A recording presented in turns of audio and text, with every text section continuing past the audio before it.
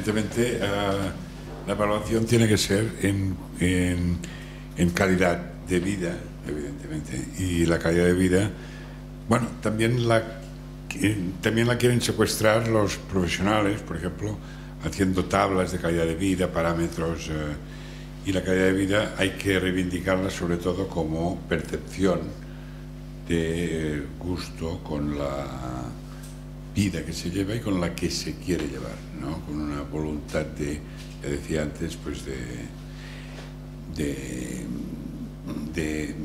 mejora y de progreso personal y social. En cuanto a la empatía, no, yo no he hablado de empatía porque hablo más de compasión. Me gusta más hablar de compasión que de empatía. Es decir, no solo se trata de entender qué le está pasando al otro, sino se trata, bueno, pero comprendo que, bueno, compasión tiene una connotación religiosa y no sé qué, y empieza a molestar. En cambio, empatía es nueva y gusta más. Pero en principio no quiero que se entienda solo comprender qué le pasa al otro, que esto ya lo hacíamos antes, sino que esto movilice una solidaridad. Es decir, es que va junto, es que la movilización por la necesidad de los otros es la solidaridad.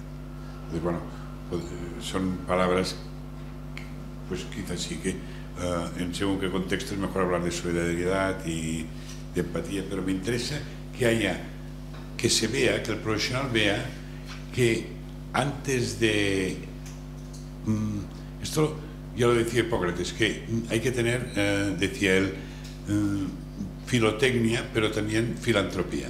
Pero yo creo que es fundamental que la filantropía sea previa. Es decir, después te puede gustar mucho el trabajo, te puede gustar mucho hacerlo bien, te puede dar mucho... Pero primero tiene que ser la movilización ante el dolor y el sufrimiento de los demás. Esto es lo que tiene que movernos, tanto a operar, en mi caso, como a estar aquí, como a hacer la política. Tendría que ser esto. ¿Perdón? Hombre, la tecnología es que está muy tarde. Es que es muy fácil. Es que, por ejemplo, mi padre dice una frase que la mía, que es que las máquinas no tienen corazón, no tienen... Y entonces, pues estar rodeado de máquinas, como decía antes, es incluso ofensivo, porque uno encuentra que desplaza, que la máquina desplaza y se sobrepone a lo que uno necesita, que es, de hecho, compañía, ¿no? Compañía y esto, y solidaridad. Entonces, esta máquina no tiene nada de esto, tiene solo una cosa que va haciendo así.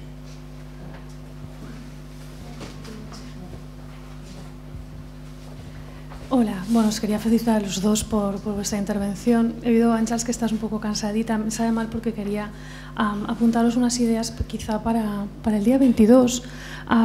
Me ha gustado oír, yo creo que por primera vez en un púlpito, quizá que no está muy alto, pero podría estarlo más, que algunas de las normas de la Unión Europea están afectando a la concepción pública de la sanidad. Yo soy la directora de los servicios jurídicos de esta casa y desde hace unos cuantos años estamos viendo cómo normas procedentes de la Unión Europea están encorsetando, dificultando y haciendo cada vez, no imposible, pero sí cada vez más difícil la gestión desde lo público de los servicios sanitarios. Entonces, no sé si entra en vuestro programa, si tenéis alguna intención de tratarlo o no, pero quizá el día 22 podríais estudiar un poquito este tema, porque el efecto perverso de cómo están afectando las normas de control presupuestario, de control de gasto y de encauzamiento de la gestión pública procedentes de la Unión Europea están teniendo un efecto rebote, y es que están llevando a la provisión privada muchos de los servicios, y entonces está produciendo sin querer privatizar una privatización de la provisión, no de la competencia, que sigue siendo pública, pero sí de las entidades y las empresas que se están dedicando a prestar servicios sanitarios en el marco de la sanidad pública. Y yo creo que si se corrigiera un poquito la tendencia intervencionista de control presupuestario y de control de gasto de la Unión Europea, simplemente para que se permitiera que desde lo público se pudiera continuar haciendo una provisión de calidad, ganaríamos muchísimo.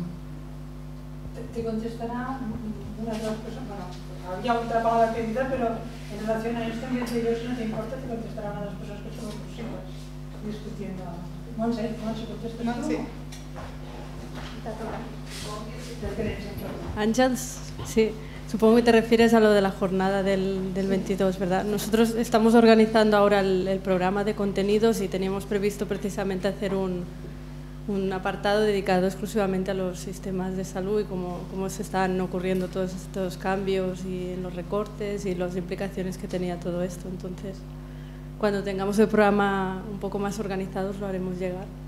Y si podemos contar con vuestra ayuda y participación, pues estaremos encantados también. Gracias.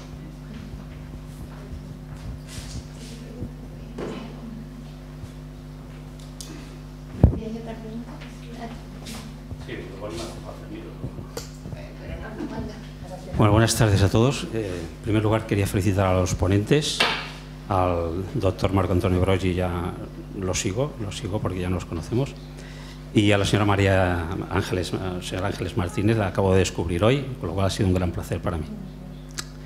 Quería introducir un tema que a mí me provoca cierta disociación mental, en el sentido de que hablamos de derechos, los derechos de los ciudadanos, pero no oigo hablar de deberes, que creo que también son importantes. El doctor Marco Antonio Broggi ha introducido antes que cuando alguien tiene un derecho, otro tiene un deber.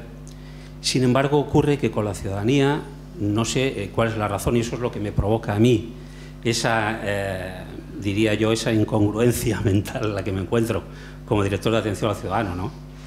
Que el leitmotiv de nuestras unidades es la defensa de los derechos de los ciudadanos en el ámbito de la salud, pero sin olvidar, por supuesto, el tema de los deberes, puesto que estamos en un momento de sostenibilidad complicada y comprometida, y entiendo que de alguna manera tiene que haber una corresponsabilización por parte de los ciudadanos.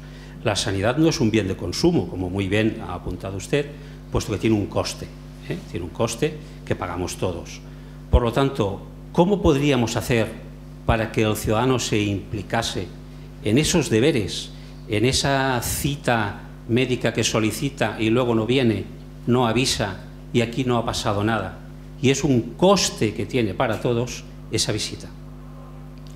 Ese es un tema que a mí me preocupa, porque creo que nos hemos volcado hacia los derechos y, sin embargo, no hemos sido capaces quizás de educar a la ciudadanía en el tema de los deberes.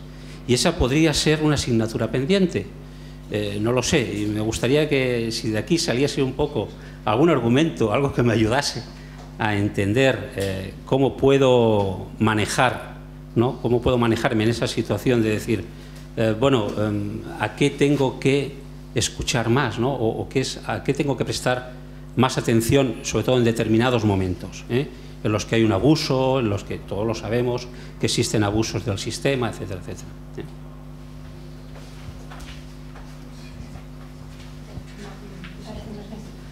En economía, el factor que usted está describiendo se conoce como el del free riding, ¿no? El que de alguna manera utiliza un sistema público, lo que fue, sin pagar, ¿no?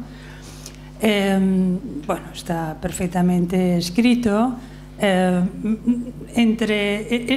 puede conceptualizar entre lo que podría ser de alguna manera un aspecto económico y también una cierta mala educación, ¿no? Es decir, roza un poco los dos extremos, pero en cualquier caso, si me permite, no va mucho más allá de la anécdota cuando nos referimos a las cuestiones fundamentales, por ejemplo, mantenimiento o no del servicio público. Es decir, ¿nos vamos a cargar el servicio público porque hay free riders? Claro, entonces nos damos cuenta de que el free rider es una persona que necesita educación, control, vigilancia, explicarle, que sí lo hay, pues eso, la regañina, lo que sea, pero en cualquier caso, la desproporción entre que existan o no free riders y que existan o no servicios públicos es tan mayúscula que casi no se pueden poner en un mismo planteamiento. A ver, y no es que le esté criticando lo que le estoy diciendo es, estamos viviendo unos momentos de crisis muy seria. Realmente lo que está en cuestión es la provisión no de servicios públicos o no de bienes públicos que puede dar una un astillero, una metalurgia, lo que sería pues, el sector público tradicional del Estado, sino los servicios públicos esenciales que tocan el meollo del bienestar, tocan los derechos y la posibilidad de que la ciudadanía de alguna manera atempere las desigualdades, no digo ya supere tal como están las cosas, pero por lo menos atempere las desigualdades y este sea un mundo un poco más vivible y sobre todo tocan aquella posibilidad de compartir un cierto bienestar, una cierta posibilidad de convivencia más feliz. Claro, eso es tan importante, eso es tan fundamental, que entonces a mí lo que me parece es que, bueno, hay que establecer cuáles son los derechos, sobre todo a no hacer free riding de los ciudadanos, pero sobre todo hay que decirle, tienes que responsabilizarte pagando impuestos en función de tus ingresos. Porque resulta que los mileuristas asalariados o menos, que no sé si hay algunos aquí o algunos habrá en la familia, no se escapan de pagar impuestos. Pero claro, resulta que de las 35 empresas que forman el IBEX, 35, la redundancia, la mayor parte de ellas frecuentan habitualmente, y está escrito y demostrado, los paraísos fiscales. Por tanto, evaden impuestos. Resulta que los profesionales y la gente con más capacidad de renta paga menos que el trabajador medio asalariado. Bueno, en un país donde esas desigualdades existen, pero no solo aquí, es que resulta que en los Estados Unidos hace poco un economista como Stiglitz, Joseph Stiglitz, que es una persona, creo, absolutamente libre de toda sospecha, premio Nobel de Economía, explicó en un artículo genial, hablaba de la democracia, o en fin, sí, la democracia del 1% por el 1% para el 1%.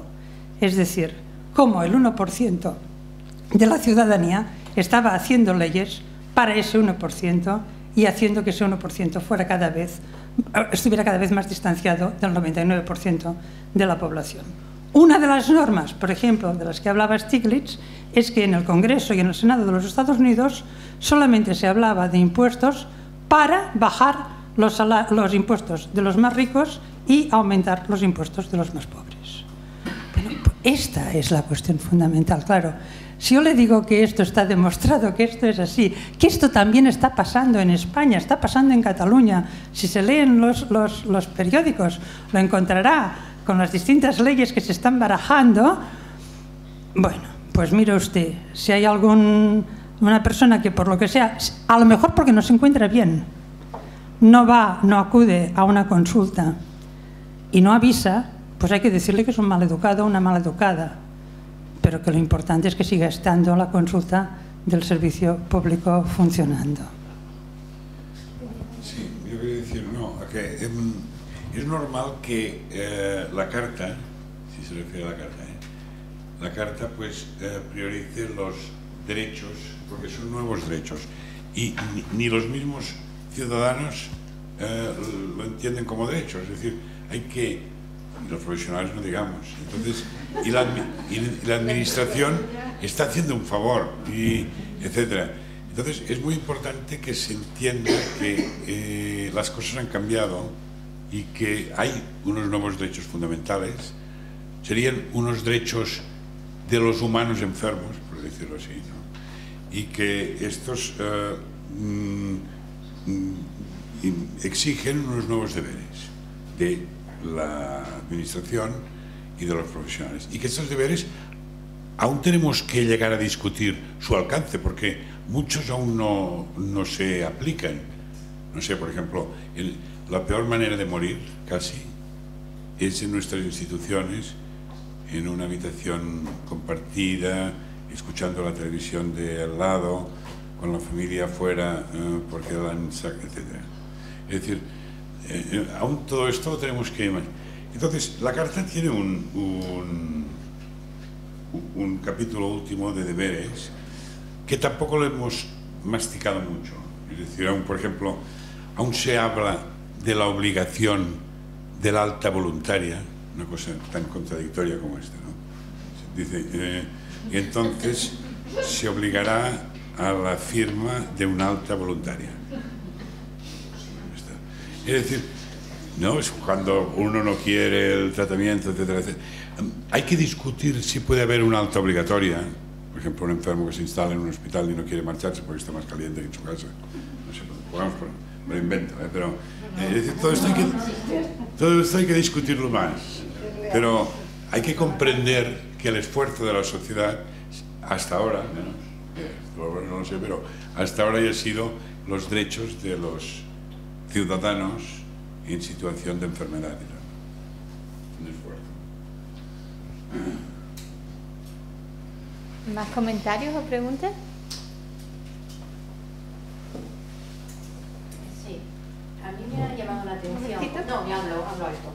Me ha llamado la atención por parte de Ángeles que cuando a ella lo operaron, o sea, en ningún momento ha mencionado a los profesionales, o sea, es como si no lo hubieran tratado bien esos profesionales. Muy bien. Sí. Yo entiendo que no, o sea, que su familia la necesita y tal, pero a los profesionales... Bueno, te voy a decir, con el cirujano en concreto, el cirujano que me operó, tuve un antes y después. O sea, quan ja coneixia, no? Pero en el tiempo aquel, en fin, que tengo una magnífica amistad con él, ¿no? Pero en el momento aquel que estás en la UCI, bueno, es una experiencia muy personal, ¿no?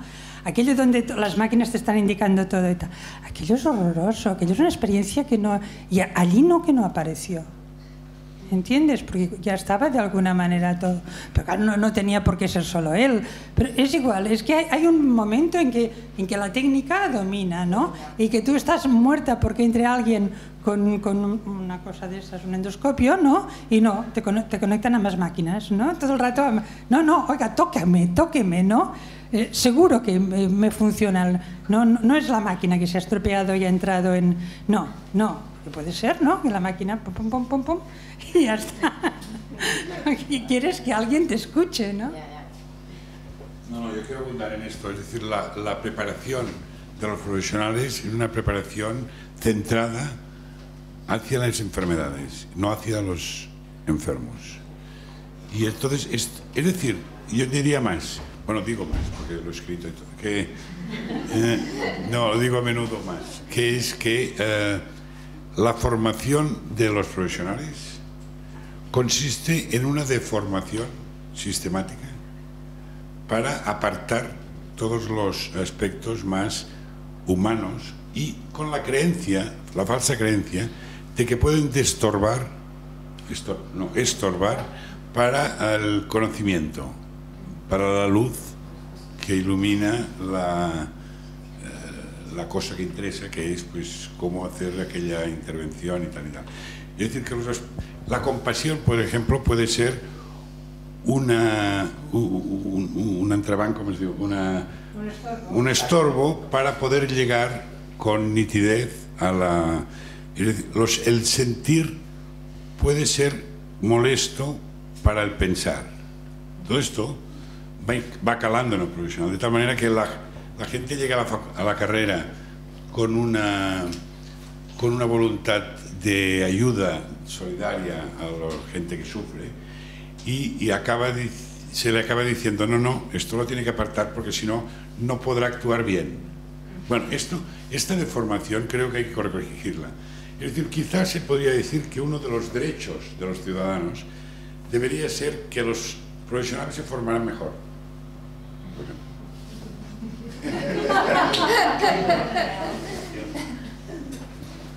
No hace falta, porque es segundo. Informar a la compañera señora que preguntaba de que en Dempeus modestamente tenemos una producción bibliográfica escasa y sucinta, pero hay un librito que se llama La salud en Europa. Debajo su título es La salud no tiene fronteras. En todo caso, sugerirle que en cualquier momento, por el módico precio de 0 euros, se le puede permitir. Porque nosotros somos así como nos preside el economista, vamos así. Y la última, que yo quiero celebrar la reunión por gran espléndida. Decir una cosa, y es que una vez más se demuestra que la lucidez va acompañada de estas gotas de ironía, de autoinspección y de humor, sin el cual es imposible hablar de salud. Y eso creo que se debe agradecer y ponerlo en evidencia. El humor es una forma de análisis de las cosas, de límites, de buscar formas, pero ¿qué te pasaría? Pero no me pasaría. Bueno, ¿otros comentarios? Bueno, yo tenía un... Ay, sí.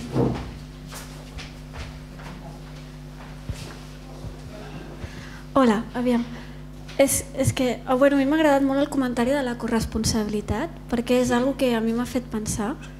És a dir, bueno, jo estic treballant en atenció a l'usuari, fa poquet que estic, fa com 2 anys, i de vegades em sento molt dividida entre el pacient i entre els professionals. I després, un cop estàs aquí gestionant les reclamacions o les situacions problemàtiques, també et trobes que estàs limitat per la institució sanitària com a tal, ja sigui per l'hospital, ja sigui pel Servei Català de la Salut. I el que em fa pensar... Bueno, jo vinc de la cultura de pau i la gestió de conflicte, les mediacions i tot. I aleshores m'ha fet pensar que fins ara el que hi havia a la sanitat era un desequilibri de poder natural entre el metge i el pacient, perquè el metge té la manipulació, té el monopoli de la informació que al pacient no arriba. I això és el que li dona l'autoritat i el poder al metge per decidir. I el que vostè estava dient és que cada vegada amb la Carta dels Drets i Deures i l'autonomia del pacient, jo el que entenc que el que s'està intentant és equilibrar una mica més aquest poder. I jo crec que aquí és on entra la corresponsabilitat, perquè igual que un dret implica un deure pel professional, jo crec que també implica una responsabilitat del pacient a l'hora d'utilitzar tots aquests serveis que se li ofereixen, que són uns drets i formen part de la justícia social. I des de la cultura de pau, la pau s'entén com una justícia social i es diu que hi ha 3 tipus de violències. Hi ha la violència actitudinal o de l'actitud, de l'acció, la violència del sistema o de la institució que crea unes estructures desiguals i hi ha la violència a la cultura i als valors. I jo crec que entra molt bé dintre de tot el que s'està plantejant avui de que si sensibilitzéssim tant els professionals com els pacients en l'actitud que es té de cara o al pacient o al professional dintre de la salut, s'intenta que cada vegada l'estructura que està dintre la societat, de la sanitat o la institució sigui el més igualitària possible o aposti per la salut pública que parlava l'Àngels Martínez. I aleshores que es treballi sobre aquests valors jo crec que es pot fer. Però és interessant tenir perdoneu, no, és que m'apassiona molt aquest punt de vista. Jo crec que si es té, és a dir, si es pot... Jo crec que el valor fonamental que poden tenir tant el professional com el pacient és el respecte, és a dir, té que tenir respecte a tothom. Llavors, el respecte al pacient vol dir respectar els drets aquells. El respecte del pacient respecte al voltant, no fer soroll, no sé, hi ha coses, i una certa corresponsabilització amb el que a ell li toca. Llavors això a vegades s'ensenyar i a vegades no cal, no sé si m'entén. I potser sí que s'hauria d'explicitar més aquest respecte. Ja ho diu aquí, per exemple, diu, home, ha de conèixer quin és el reglament del lloc on està, a la nit s'ha de tancar els llums i no s'ha de fer soroll perquè hi ha gent que dorm, no sé com dir-te. És a dir, és un problema de respecte. Llavors, em sembla que estic dient el que vols dir, no? No, però sí. Jo és que el que crec és que, com vostè deia al principi, és a dir, abans hi havia una cultura de la salut, com si diguéssim, en la qual els metges potser sí que tenien tot el poder o tenien l'autoritat, i ara s'està passant a una altra cultura de la salut i que necessitem un temps perquè tant els professionals com els ciutadans entenem quines són les noves relacions que s'estan creant en la cultura. I jo crec que aquí és la corresponsabilitat, o sigui, la responsabilitat de cadascú, quan ets pacient o quan ets metge, de realment caminar cap a aquesta nova cultura. Però crec que que s'ha de fer amb el respecte. És a dir, tampoc pot ser que el ciutadà tingui que fer un ritus d'iniciació per entrar en un hospital que és quasi com entrar en una presó. És a dir, quasi sí. Llavors tot al costat i diu, no, això aquí no. Això l'enfermer se'n farà. Això tampoc pot ser. És a dir, el ciutadà entra a casa seva, però és una casa compartida i per tant té que tenir respecte per vosaltres, però també hem de tenir amb ell, i no només com a pacient, sinó com a persona que està pacient en aquest moment, però que demà no està. És a dir, això és difícil de...